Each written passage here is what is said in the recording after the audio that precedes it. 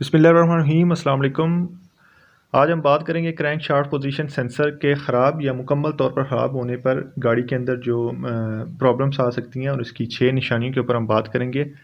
Crank shaft position sensor की जो location है वो इंजन की टाइमिंग साइन, यहाँ पे टाइमिंग बेल्ट होती है, नीचे ब्लॉक की तरफ लगा होगा क्रैंक शाफ्ट पुली के ऊपर। तो वीडियो को लास्ट तक देखें। वीडियो करते हैं शुरू।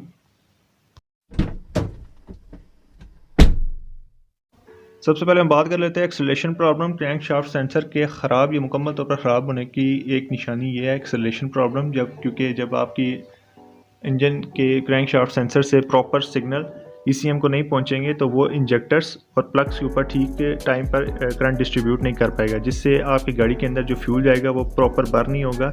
इससे इंजन के अंदर मिसिंग और एक्सेलरेशन प्रॉब्लम वाज़ह तौर पर महसूस की जा सकती है।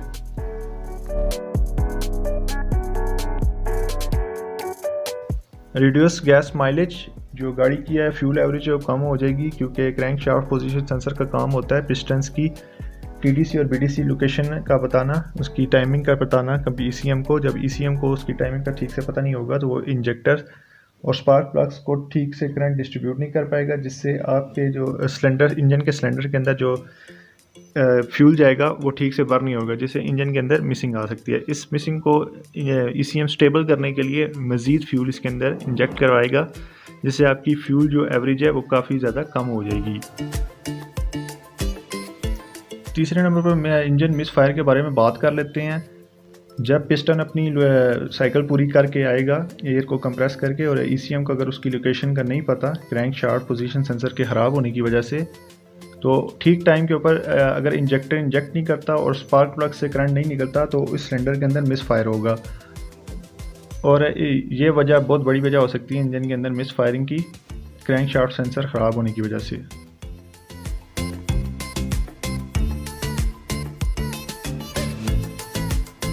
रफ आइडलिंग, यानी कि जब गाड़ी आपकी स्टार्ट खड़ी हुई है तो आपको उसके इंजन के अंदर खुदरापन महसूस होगा, क्योंकि पुअर स्पार्क की वजह से इंजन के अंदर जो फ्यूल है वो प्रॉपर बर्न नहीं होगा, जिससे सिलेंडर्स के अंदर मिसिंग होगी और आपको वाज़ह तौर पर गाड़ी के इंजन के अंदर खुदरापन महसूस होगा, यानी कि उसके अंदर वाइब्रेशन आपको महसूस होंगी।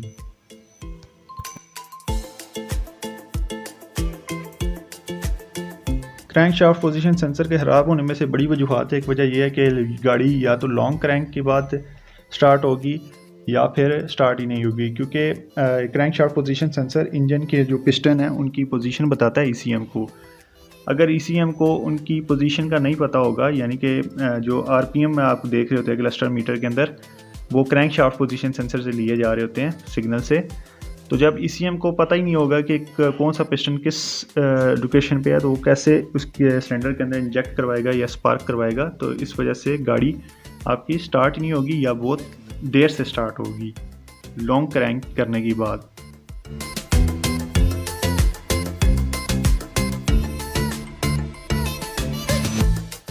चेक इंजन लाइट ऑन, जब सेंसर प्रॉपर ख़राब हो चुकेगा या पुअर सिग्नल ईसीएम को दे रहा होगा तो चेक इंजन लाइट ऑन हो जाएगी, जिसमें कोड ज़्यादातर बनता है P0335 या P0338। में भी कुछ केसेस में चेक इंजन लाइट ना ऑन हो, तो वीडियो में जो आपको पहली निशानियां बताई गई हैं उसको देखकर आप समझ सकते हैं कि क्रैंक शाफ्ट पोजीशन सेंसर में मसला है।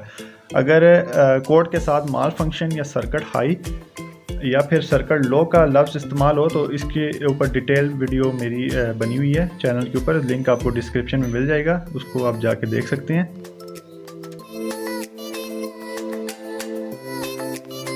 वीडियो अच्छी लगी है वीडियो को लाइक करें।